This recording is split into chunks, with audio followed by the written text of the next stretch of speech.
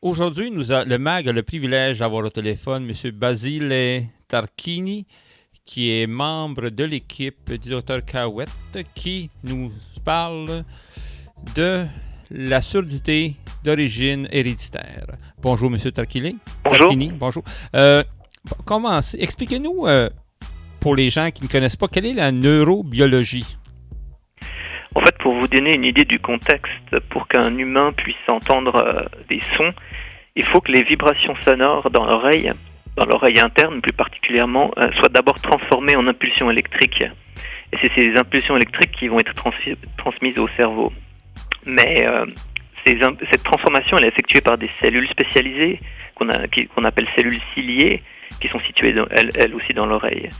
Et à la surface de ces cellules, il y a des protrusions, des petits cils microscopiques qu'on appelle des stéréocils, et qui sont eux-mêmes les capteurs pour ces vibrations sonores. OK, alors merci. Et comme deuxième question, parlez-nous de l'importance découverte publiée en ligne récemment.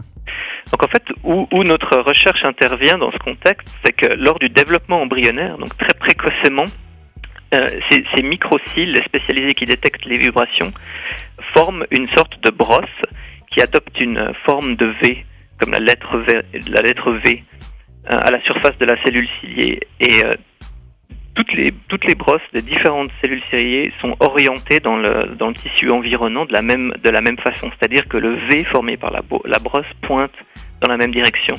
Donc on appelle ça une organisation polarisée des cellules de l'oreille, et cette organisation polarisée est vraiment essentielle pour entendre, pour la fonction sensorielle. Mais elle reste assez mal comprise. Donc notre contribution, c'est qu'on a étudié un groupe de protéines et on a découvert un nouveau rôle pour ces protéines dans ce processus du développement embryonnaire. On a montré que ces protéines définissent le placement des microcils à la surface des cellules sensorielles, et que ces protéines sont très importantes pour créer cette brosse en forme de V, finalement. Dites-moi, vous parlez de protéines, mais là, on parle pas de... Il y a une distinction à faire entre ces protéines-là et les protéines qu'on entend justement au niveau alimentaire. Là, c'est pas du tout la même chose. Hein. En fait, c'est pas vraiment différent, mais ici, on parle plus de protéines qui sont codées par nos gènes et qui fabriquent l'architecture, si on veut, cellulaire de l'organisme, et ici, en particulier, l'architecture de ces cellules ciliées. Donc non, c'est le même principe chimique, mais dans ce contexte, on parle plus d'architecture cellulaire. OK, dites-moi, on parle de surdité héréditaire. Est-ce que, premièrement, est-ce qu'il y a différentes sortes de surdité héréditaire, ou on peut dire que c'est juste une sorte de surdité héréditaire? Alors, c'est une bonne question.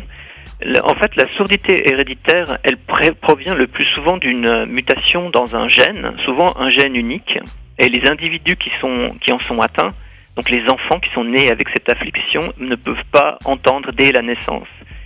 C'est une situation qui se produit quand la mutation est héritée, la mutation dans un gène est héritée par les deux parents. Donc ce qui se produit, c'est que la protéine qui est codée par ce gène va manquer entièrement ou être non fonctionnelle chez ces individus, et ça va créer un défaut cellulaire. Mais c'est là que je réponds à votre question. Ces défauts cellulaires sont multiples et dépendent du gène en question, du gène muté en question. Une partie de ces défauts, beaucoup en fait, touchent les cellules ciliées, mais pas exclusivement. Et donc pour cette raison, parce que les défauts varient un peu au cas par cas, on ne peut pas vraiment traiter la surdité héréditaire. Donc notre étude est plus fondamentale, elle vise à comprendre les mécanismes du développement de ces cellules, et c'est ces mécanismes qui sont déficients dans des cas de surdité héréditaire, mais la cause de la surdité héréditaire est multiple et probablement varie dans chaque famille. Dites-moi, je veux juste essayer pour imaginer ça pour nos auditeurs, même si on est à la radio. Exemple, moi, j'ai le gène, mais je peux ne pas avoir la surdité héréditaire. Et je peux la transmettre à mon enfant si ma conjointe aussi a le même problème, même si nous, on n'est pas atteints, ou c'est vraiment que les parents doivent être atteints de la surdité héréditaire pour que les enfants automatiquement l'aient? Donc ça, c'est une question d'ordre génétique. En fait, ça varie, ça dépend du problème, mais assez fréquemment, la mutation est portée par les parents qui entendent parfaitement bien, parce qu'ils ont un seul des deux gènes. Donc chaque gène dans l'organisme a deux copies, une copie qu'on a reçue de son père, une copie qu'on a reçue de sa mère. Et le plus souvent, les parents porteurs ont une copie mutante, mais l'autre copie est normale, ce qui fait qu'eux ne souffrent pas de surdité.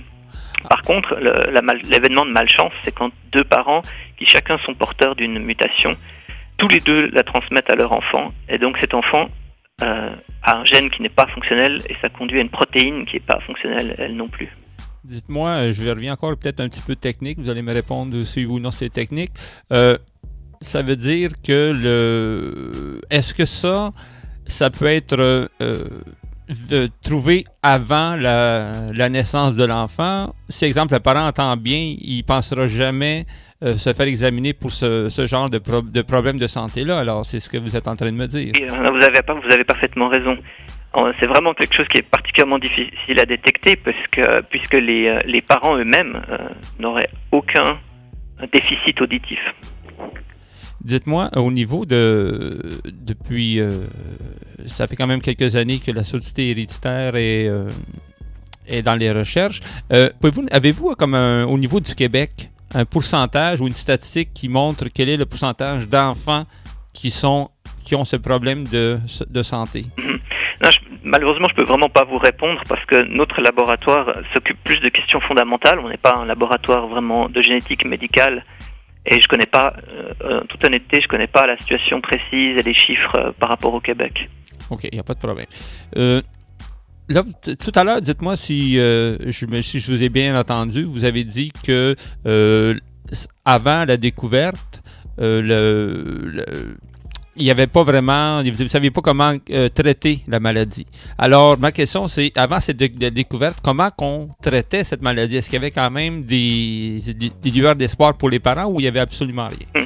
Donc là, il faut vraiment que je corrige tout de suite et que je précise les choses. Notre découverte ne vise pas à traiter la surdité d'origine héréditaire parce que, comme j'ai dit tout à l'heure, c'est une condition qui a de multiples causes, qui est liée au fait de mutations dans multiples gènes, et c'est en fait très difficile d'imaginer traiter la surdité d'origine héréditaire en général. Nos recherches, elles visent plus à comprendre les mécanismes moléculaires qui sont responsables du développement précoce de ces cellules ciliées dans l'oreille chez un fœtus. Le lien vient plus, donc on pose des questions assez fondamentales pour comprendre le développement de ces cellules, et c'est ce développement qui est anormal dans des cas de surdité héréditaire, mais nos travaux ne visent pas à traiter la surdité d'origine héréditaire. C'est une entreprise qui est vraiment difficile à imaginer à cause de la multiplicité des causes. Dites-moi, alors, ça veut dire que si je reviens encore sur votre étude, votre étude est vraiment pour des pistes, pour des recherches plus poussées au niveau médical. Donc c'est ça. En fait, okay. Pour vous donner un exemple, c'est une recherche assez fondamentale, mais l'importance de cette recherche, elle s'étend en fait au-delà de comprendre pour comprendre ou juste d'enrichir la connaissance. Si je devais vous donner un exemple de l'importance de ce type de recherche, c'est par exemple dans l'oreille, le problème de la régénération. Une particularité de l'oreille humaine, c'est que les cellules ciliées, elles ne sont pas capables de se régénérer. Ça signifie que lorsqu'elles sont endommagées suite à, par exemple, à une exposition au bruit, à un bruit excessif ou à une infection, la perte auditive dont on souffre, elle est permanente. Ce qui revient à dire qu'en fait, on vit une vie entière avec des cellules ciliées, les mêmes cellules ciliées, c'est juste quelques milliers de cellules par oreille. C'est en fait très très peu de cellules, c'est un des types cellulaires les plus rares dans l'organisme. Donc il y a une activité de recherche intense pour trouver un moyen de régénérer les cellules ciliées. Et cette activité, elle est inspirée par d'autres espèces d'animaux, chez les vertébrés comme les oiseaux qui sont capables, eux, par contraste, de régénérer leurs cellules ciliées. Et une des pistes les plus prometteuses pour la régénération, en fait, c'est de réussir à transformer des cellules dans l'oreille de l'adulte qui ne sont pas spécialisées et les transformer en cellules ciliées de nouveau. Donc l'idée, c'est de démarrer un programme moléculaire de cellules ciliées dans des cellules qui ne sont pas ciliées chez l'adulte, qui a un organe, une oreille endommagée. Et donc, c'est assez évident qu'il faut commencer par comprendre le mécanisme fondamental chez l'embryon du développement de ces cellules avant de pouvoir espérer, par exemple, pouvoir l'activer chez un adulte pour, dans ce cas-ci, restaurer l'audition. C'est ça que je pourrais dire. OK, bien merci beaucoup. Alors, si nos auditeurs veulent avoir plus d'informations sur la recherche, où peuvent-ils la trouver? Sur cette recherche, oui, donc la recherche, elle a été publiée dans un journal scientifique spécialisé qui s'appelle Developmental Cell, qui n'est pas forcément facile d'accès pour le grand public.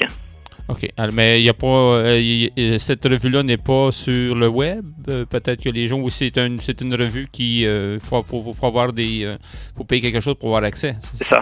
OK. Ouais, alors, malheureusement. Mais c'est aussi un article spécialisé qui est pas d'un accès absolument facile pour le grand public.